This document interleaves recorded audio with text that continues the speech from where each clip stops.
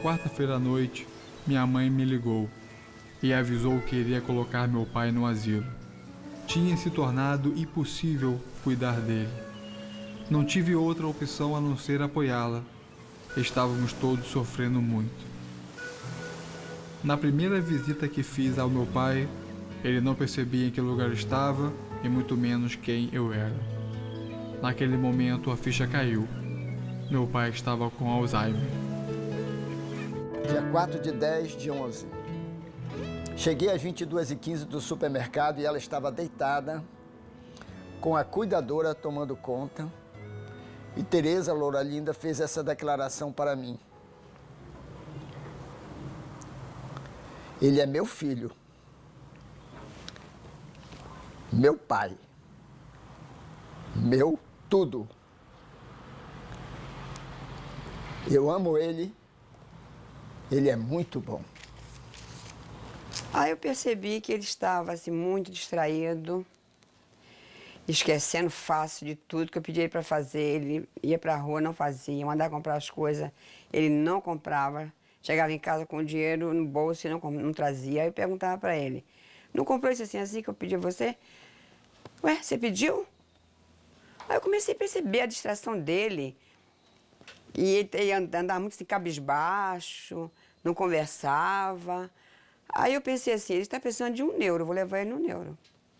Aí tomei iniciativa e levei, porque ele mesmo não se deu conta.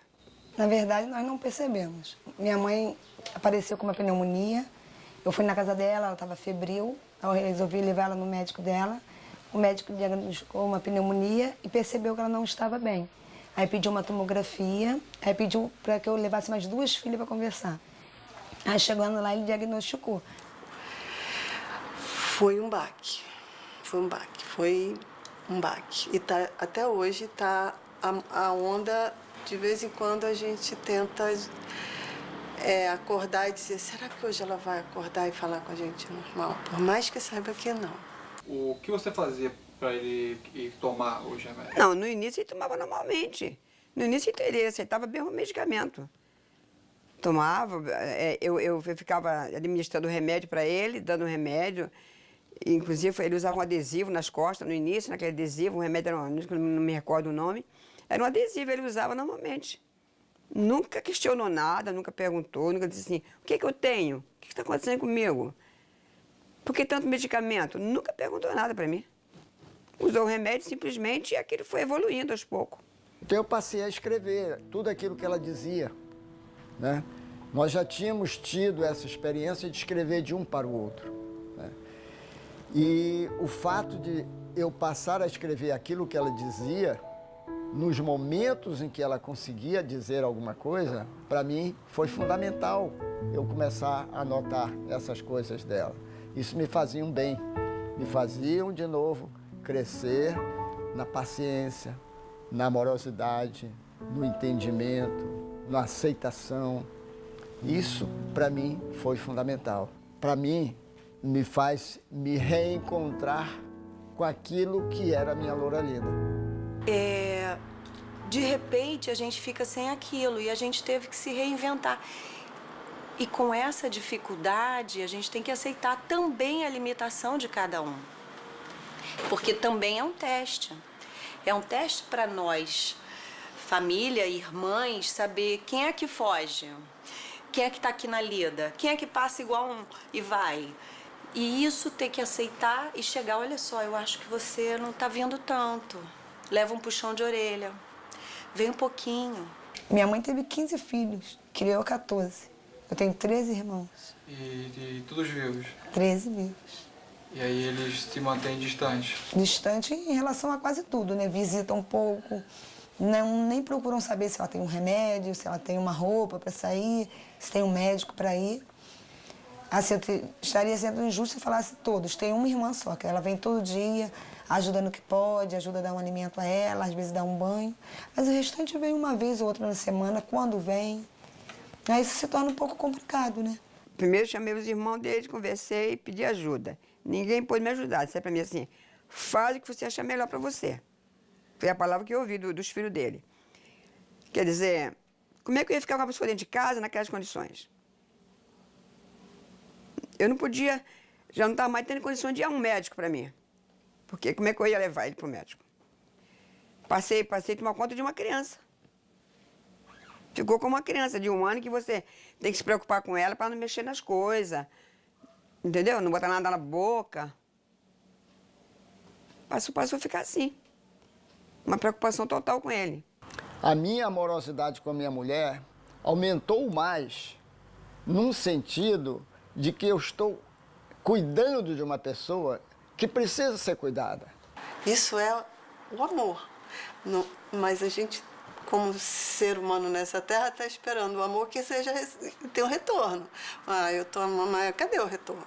Esse relacionamento que ele tem hoje com a mulher com quem ele casou 53 anos atrás é de amor. Porque ele está esperando que a mamãe diga, eu também te amo, vamos fazer alguma coisa juntas. Não, ele faz para ela sem esperar o retorno. O meu planeta é a Terra. O da minha mulher, o da minha loura linda, é uma estrela. É uma estrela que está se apagando. É uma estrela que vai embora, desaparecendo devagar. Por causa do remédio, ela vai devagar. Mas é uma estrela que está apagando. É isso que eu vejo. Então, para que você tenha essa realidade, para que você passe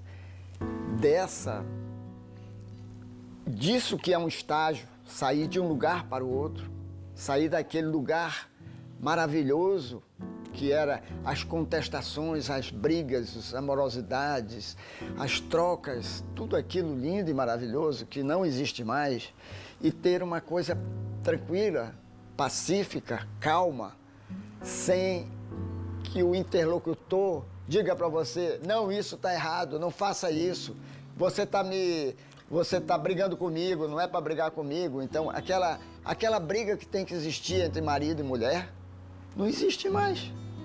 A minha mulher é uma estrela que está se apagando. Dia 29 de 9 de 2011, 9 horas da manhã. Tereza Loura Linda, com seu copo de vitaminas na mão, na porta da cozinha, viu-me na cozinha, todo pronto para sair, e disse: quem é esse homem tão bonito?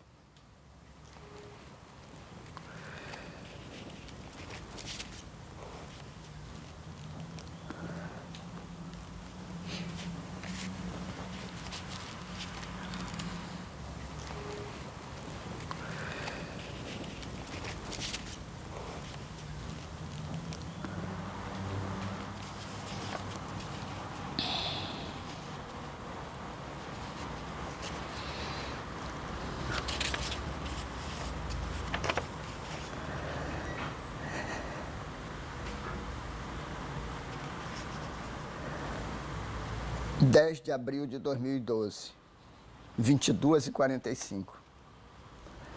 Apaguei a luz da minha mesa de trabalho, perto da cama, e fui me deitar. Tereza Loura Linda estava ocupando os 2 lugares da cama. Chamei seu nome e pedi carinhosamente, com toque e carícias em sua cabeça, que chegasse um pouco para o outro lado, pois iria dormir ao seu lado. Ela então disse: que bom, isso é ótimo, fica. Isso era muito bom. Era não, é.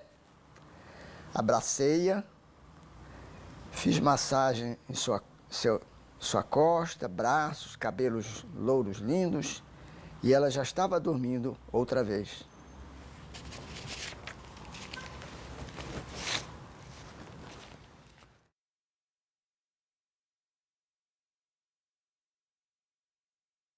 Porque cheguei um momento que eu tive que tirar ele de casa, eu não tive, mesmo assim, achando que eu não estava fazendo a coisa certa, que não fiz, mas não tive como ficar com ele aqui. Impossível.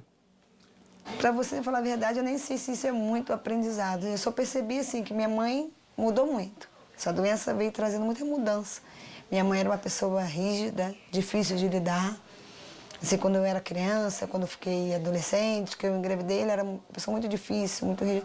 Minha mãe agora é mais carinhosa, conversa mais, até assim, antes dela ter essa pneumonia, que ela ficou bem debilitada, ela mudou muito o jeito. Parece que quer passar mais coisa para mim do que passava antes. Parece que agora ela é mais minha amiga do que já foi. É uma nova mãe, né? A gente tinha falado antes disso. É uma mãe que hoje passa um carinho, né? Passa uma necessidade maior de estar junto da gente. Ele te esquecer foi difícil? Dele me esquecer? Eu fui a única pessoa que ele demorou para esquecer. Mas ele acabou esquecendo. Foi a única pessoa que ele esqueceu. Eu e você.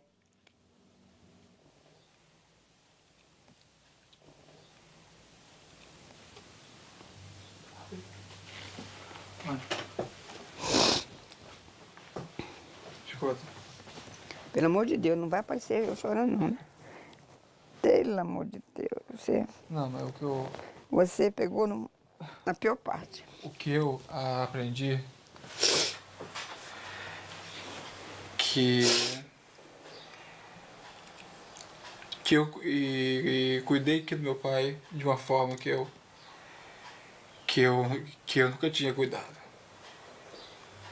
É, porque ele estava mais carente, né, Leonardo? É natural. E que eu estive que mais que na presença dele do que antes. E que essa coisa que a doença vem, ela fez com que eu que olhasse para a minha vida e a aproveitasse mais. A aproveitar mais a senhora, o tempo em que estamos juntos. E com o tempo com ele, eu aprendi que não importa se ele esqueceu da gente. A gente que não esqueceu dele. Com certeza, com certeza. E foi o que a gente fez. A gente não esqueceu dele e a gente cuidou dele até o último momento. É isso aí. Porque eu fiquei ligado nele de uma forma como eu nunca tinha ficado. É natural, né? E é isso que eu levo, assim, do quanto a gente tem que aproveitar os momentos em que estamos juntos, porque o tempo passa muito rápido. A gente não pode lamentar pelo que não era possível. A gente fez com o conhecimento que a gente tinha, a gente fez com as condições que a gente tinha. E no final foi isso que importa, a gente não esqueceu dele. Enquanto outras pessoas esqueceram, a gente não esqueceu dele. Falar, se repetir, posso te ajudar. Quem pode ajudar? Não sei. O amor,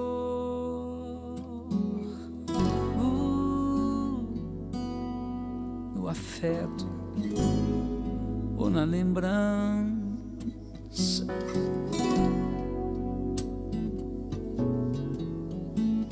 É compreender